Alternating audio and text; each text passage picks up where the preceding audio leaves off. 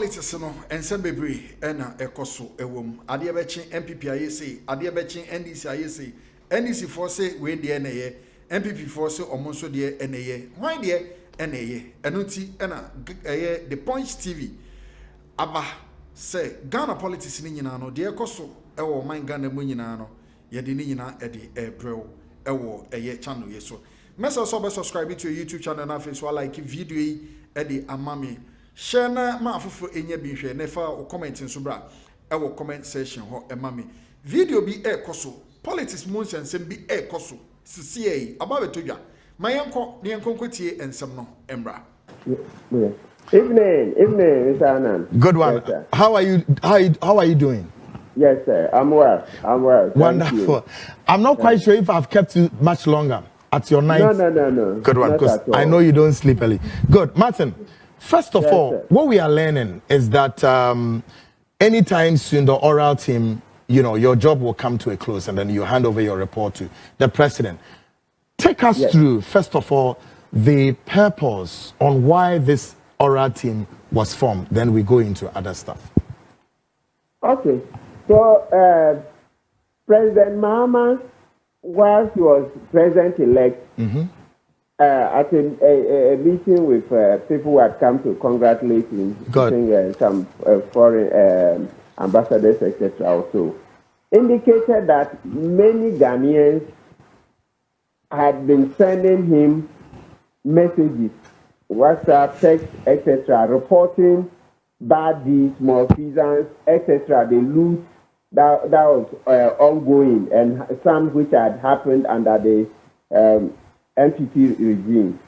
So he saw that he could no longer cope. So it occurred to him to then set up a committee to receive such complaints, because he could see that he wasn't the only person, and that, it means that people would reach out to other persons. So he wanted to have all of these complaints in one, pool, in one pool at one point.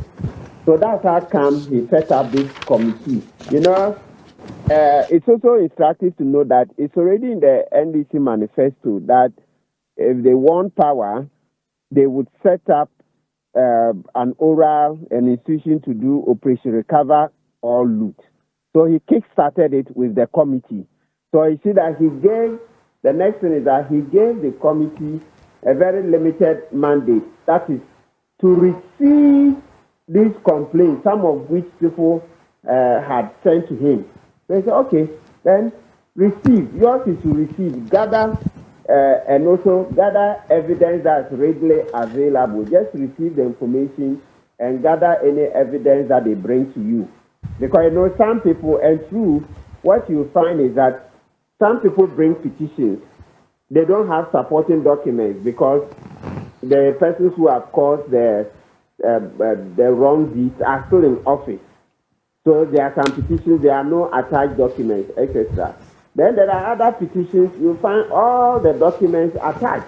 So we receive all. So we are not allowed to say, oh, because we are not investigating, if you bring a petition and it has evidence attached, we will say take the evidence away and bring it another time. No, we are gathering the evidence as well.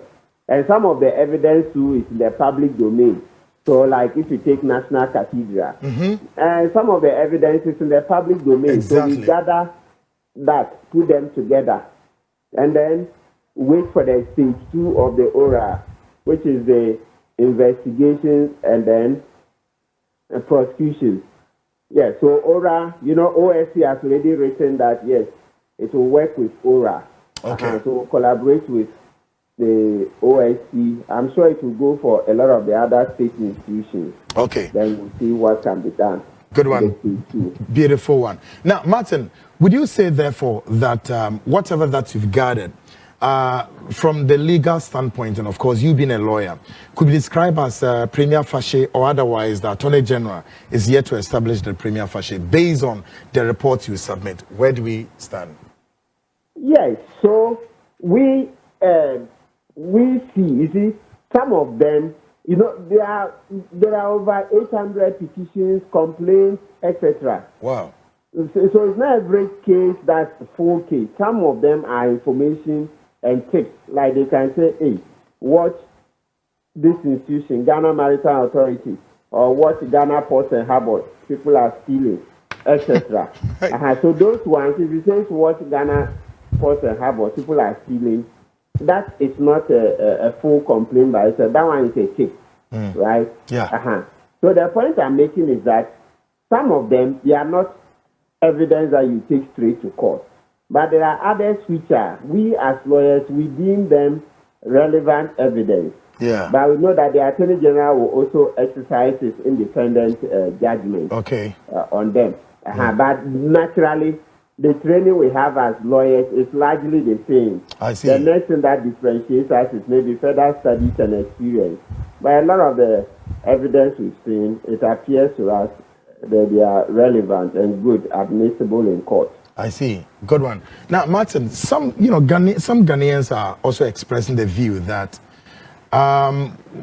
isn't too early that the oral team is facing off, and that's one. Number two, some are also asking questions. Do you think you've gathered enough within this very stipulated period of, say, your job is not even up to 1 month? I stand to be corrected though, but within this few period, have you been able to gather enough from the 8 years countdown from the former, the ex-Wa Adodankwa Akufo-Addo's administration? Have you been able to gather all that worth, call it operation, recovery all loots, or still we can say there are other stuffs remain that we need to recover according to your operations? Yeah, so naturally, it's not possible to use 1 month to gather the misdeeds that were done by Akufo-Addo and his cohorts in 8 years. No, you can't use 1.5 months. I think we've been around for about 1.5 months. No, you can't. So you naturally need more time. But the thing is that, as I stated earlier, this is stage one. Okay. Oh, okay. So the stage one is the gathering. It doesn't mean when we hand over to the president, the whole of ORA is dead. No, that's not what it means. Okay, that was the thought of some people. So it's not dead. Okay, good. No, good. We standing alone like this, and the Attorney General being also alone, and OSP being alone, is what it will be dead. So it means that we may not.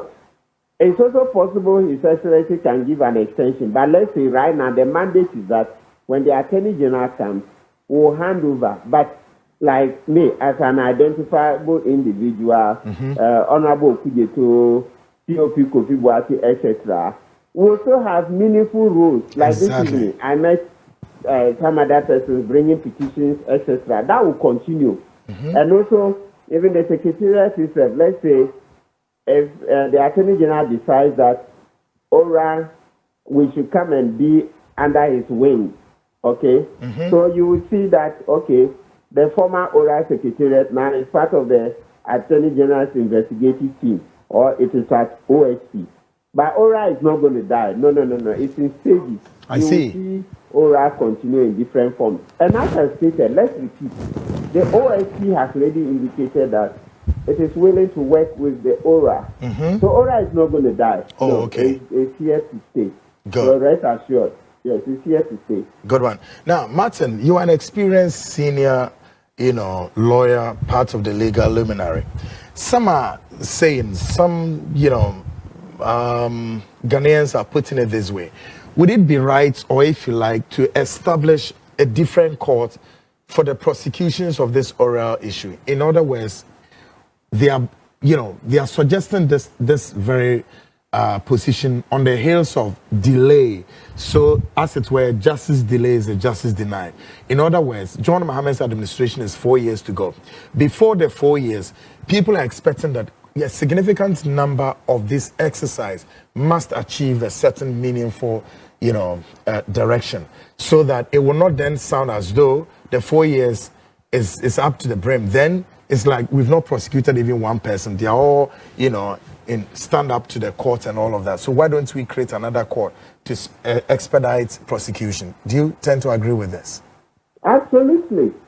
It's also the way to go. Setting up new courts. Yes, the Chief Justice, government will make a request, and then the Chief Justice hopefully would approve it, so that the AG As is written, Dr. Ayine mentioned that the public tribunals will be back. You know, they are in the Court Act, and then the regional tribunal. Yes, so that the state looting and etc. Will receive quick and swift attention. So that's the right way to go, because some of the courts are choked. So we need to employ more judges and then reopen the tribunals, or even if later they change, the Attorney General changes his mind and say, okay, we should continue with the existing courts, they will increase the number of courts. So as we sit now, there are courts for galamsey, especially for galamsey. There is a court for recovery of debts owed to the state. And yes, so why not? If we bring another court for recovery of debt, loot owed to the state, it's nothing new. So currently, as we speak, there is a judge whose main jurisdiction is to deal with cases where people owe the government money. So it's there. And as I mentioned earlier, there is a galamsey court. There is a tax court. And there is a court for people who steal electricity. There is a court for people who don't pay snakes. So, yes, it's nothing new for the Attorney General to say, oh, we'll open more courts. It's been ongoing over all these years. Good one. Now, Martin, would you share this with us, that all, you know, so far from what you've uncovered, would you say that they are all politically exposed persons, or we have private, you know, persons also involved from your recovery? Oh, generally, the politically exposed persons need private collaborators to go hand in hand. It's usually the norm that they do hand in hand with private persons. So you find private persons, you find politically exposed persons. That's to say, when we say even politically exposed, some of them are actually even private. You see, so when you say politically exposed, let's take a minister. If the minister is the one in office, but a lot of the time, because of the nature of the job of the minister, if he's a man, his wife easily becomes a politically exposed person because she's married to a minister. Yeah. All right. If it's a woman, the same thing for her husband. Sometimes even going up to children.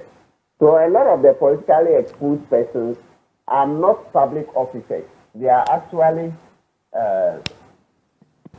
private persons. Yeah. I see. Good. Martin, before I let you go, my last question will be to ask, give us the page. How many pages of this document? And can you give us a tidbit of, you know, some of the persons in the document, if you can share this with us? How many pages of document are we expecting? And of course, give us some, you know, some highlights of persons you can figure out. Are you ready? Okay, so number one, the page, we are not done full. You know, we have this weekend to finish up. So I cannot readily mention a page. If I mention 200, then by Monday, it turns out to be 450. You say I've misled you. Then number two, we don't mention individual names. We are waiting when we hand over. Oh, let's wait. I mean, we all know that there was a lot of loot. There was a lot of looting, and there was a lot of loot, right? Did you capture the BOG 60 million? Is this 60 million stuff? Did you capture it? Which one? BOG. The BOG, the Bank of Ghana, 60 million, whatever. You recall? The printing of money. Exactly. Yes. Exactly. Yes. I was saying, and some no and the hono so what to be MPP for no at the end some no more can CPP at the end so and I'm on chain NDC for so more aban and it was so the omope and no more a and I say enye and no any equity at the buy no message so subscribe to the Points TV at the amaye share ma for nye bi hwe fa comment bra na afi so no de ekoso bia no kire wadwene e fa ho e ma yen